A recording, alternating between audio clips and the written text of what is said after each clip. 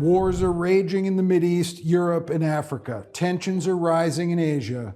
And the tightening power alignment of authoritarian China, Russia, Iran, and North Korea finds a growing number of U.S. officials and scholars warning that humanity is edging dangerously close to world war, while Washington, long the arbiter of deterrence, global order, and peace, finds itself struggling to lead the world away from the outbreak of such a conflict. I'm Guy Taylor, National Security Editor at The Washington Times, and for this edition of the Threat Status Influencers series, we're in Palo Alto, California, at the Hoover Institution at Stanford University, and we're fortunate to be joined by Philip Zelikow, the historian who's written extensively on the nuances of past great power conflict, including World War II.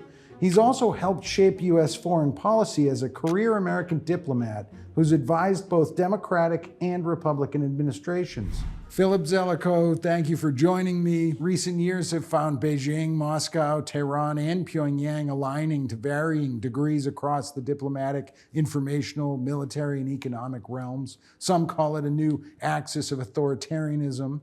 What window from history from the past 100 years do you see as most comparable to what's happening now? Is it the interwar period between World War I and World War II? Well, there are only 3 occasions in the whole history of the United States where we have confronted a purposeful group of global adversaries short of all-out war.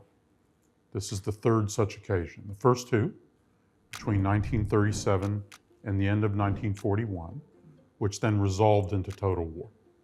Second occasion, between 1948 and the end of 1962, and then the threat of worldwide war was significantly diffused by the combination crisis that concluded 1962. We now are in the 3rd such period. So I don't myself actually say, oh, this group we're confronting now is an axis. Some people find it helpful to call on the World War II analogy, and I think it has a lot of baggage. I prefer to just analyze this group of adversaries on their own without the baggage. With regard to this group of adversaries now, China, Russia, North Korea, Iran, how is this alignment different from Japan, Germany, Italy, to some degree the Soviet Union, in that first example that you gave that turned out to be explosive? The casual answer is, well, back then they were all together and this time they have different interests. Actually, back then they had different interests too. They sometimes didn't like or trust each other, so all that's constant. The big thing that's constant, the big thing they have in common, is all 3 of these groups resent and want to change a world order that they think stifles and confines them, a world order they think that is cloaked in pieties that they resent, an order they think is represented and led by the United States. In the first case, the Axis case, they also identified the British Empire as kind of a leading entity too. But in all the cases, the United States was kind of at the head of what they were trying to change. So they combine, from their point of view, trying to break out of the confinement that they think the United States imposes on them in any number of ways they complain about. So see, in their view, for instance today, they think we're the ones dividing the world into a Cold War style confrontation that is hampering and hemming them in with all sorts of sanctions and interferences, and they need to break free from that. See, their argument is that in this world, all the countries will be free to kind of achieve their sovereign destiny without interference from meddling outsiders preaching their values.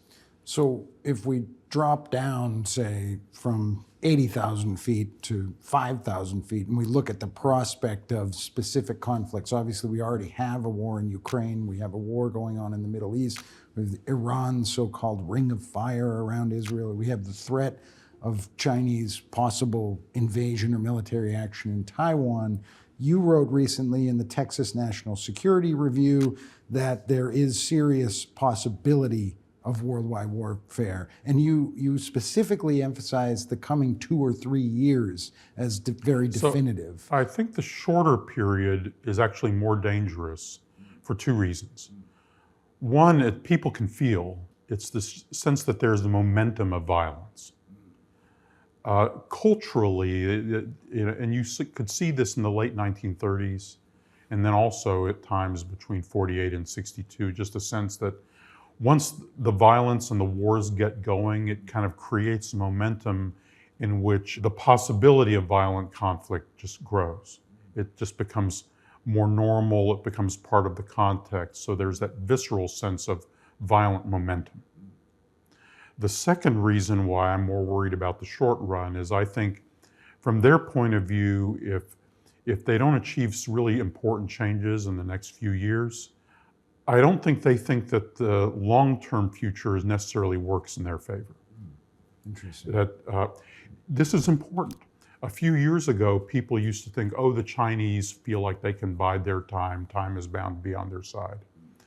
I'm not really sure the Chinese believe that anymore. For a lot of reasons, but partly because the Biden administration has actually had some success in the last few years, aided by the fear and anxiety China itself has provoked, in rallying Europe and lots of East Asia into a whole series of things that, think of what's now going on. Japan is rearming, devoting resources that weren't even on the horizon 3 or 5 years ago. The Philippines are now working with the United States to bring a whole set of military bases back.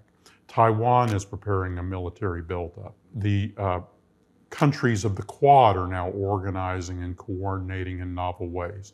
The United States has initiated a significant buildup of its defense industrial base and is exploring all sorts of new technologies. Europe is beginning to do a buildup of its defense industrial base. See, from my point of view then, I think the Russians want to knock out Ukraine, especially in the next year or two. I think if the Russians look out to 2026, I don't think they think their situation necessarily gets better if they can't get a knockout in the next couple of years. I think from the Chinese point of view, their net assessment of their military position, especially with Japan rearming, isn't necessarily net better in 5 years than it is today. For these 2 reasons, one, the kind of the momentum of ongoing violence, and second, the sense that the alarmed West, the alarmed G7, is now rearming, that they have a sense that, you know, if we're going to try to make a decisive move, maybe the next few years rather than the 2030s. What could tip the balance away from a spread of conflict into world war? Look back at these historical cases, and if you dig deep into those historical cases, we did not understand what was going on in their worlds very well. They were, what you see is constant recalculations and surprises, sometimes turning on a dime for reasons that outsiders at the time didn't actually understand very well. Carry that insight forward to today. They watch what's going on all over the world. So for example, in 1940, the Japanese were extremely influenced by the fall of France. That's when they decided to reignite their southward advance into Southeast Asia and occupied the northern half of French Indochina. So in the same way, I think now China watches very closely how Russia is doing in Ukraine, what the momentum is there. It's also watching what's going on in the Middle East. It's watching how America is stretched, our politics, European politics. What you can say for sure about the current period is all these countries among our group of adversaries are unequivocally preparing for major war. The U.S. strategy could be to try and drive a wedge between China and Russia, Iran and the DPRK, but some argue that the U.S. strategy could also be to push a narrative of lumping these 4 countries together and then pursuing deterrence collectively against them. What is your thinking about that? I think there's the potential for a wedge strategy at some time in the future. I don't think it has much chance right now in the near term. Why? Momentum is on their side. They actually, I think, are feeling reasonably confident about where they are. They had a very bad year in 2022 in some ways. They had a better year in 2023 from their point of view. And 2024 is mixed but going okay. And I think they're watching 2025. I think at the point where one or another of them suffers some decisive setback, then the situation changes and diplomatic opportunities open up. But right now, when they think they're actually doing relatively well, I think this is probably not such a good time to feed our conceit about our ability to drive wedges between governments that I think we mainly don't understand all that well. I mean, remember, Xi and Putin are personally very close. You could make a good argument that Putin is the world leader that Xi is closest to among all the leaders in the world. They have met and talked well more than 40 times. I think in a way, the best counsel for us in the short term is to hold fast and do our job. So let's say you thought the chances of a worldwide conflict were only 20 or 30%. That's a pretty high percent. It's pretty high. And actually that would mean, if it was 20, that means, oh, you think the heavy probability is not. And I can make a good argument as to why China retrenches, is careful, that these things don't get out of control. So I can make that argument, and it may well be right. The point then from a policy point of view, and this is different from someone who's handicapping a horse race. From a policy point of view, if I think there's a 20 or 30% chance, I got a plan for that. Let me put the matter a little bit differently. You've got to, when people see these sets of adversaries and think, what can we do about this? The standard conventional wisdom is, well, we need to rearm. We need to spend a lot more on defense and build up. My argument is, let's just sweat the details. Let's just do the practicalities. How quickly will we be able to get the money? How quickly will we be able, I mean, what's the timeline in which this makes a material difference in our military postures?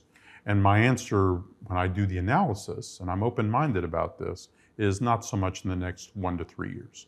For the problem I'm describing, the giant rearmament program is actually not really all that relevant. We're more or less facing this with the armed forces we've got, maybe supplemented by some new technology.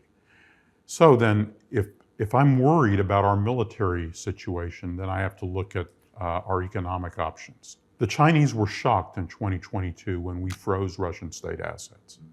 They actually looked for ways that they could reduce their exposure and have been trying to reduce their exposure, but there's only so much they can do if they keep wanting to sell products to the United States and Europe, which they do. So from the point of view of the Chinese and the Americans, even a small war over Taiwan, any war in which Chinese and Americans kill each other at any scale, leads very quickly to a global economic catastrophe, because very quickly each side starts freezing and locking up each other's financial assets, with then all sorts of counterparty reverberations that quickly sum into trillions of dollars. So then the question is, who does that deter, the prospect of that calamity? The Chinese may feel like they're more ready for that than we are. I don't think we've seriously talked about it and seriously prepared for it. But it does worry the Chinese too. So in a situation where they think they're readier for that than we are, then the threat of economic calamity deters us. It deters us from interfering in a situation because we don't want to set off that economic catastrophe. If we're prepared for the economic calamity, maybe better prepared than the Chinese, that changes the calculation. Philip Zelikow, so interesting, so insightful. Thank you very much for joining this edition of the Threat Status Influencer Series. Thank you to the Hoover Institution at Stanford University. I'm Guy Taylor. Until next time.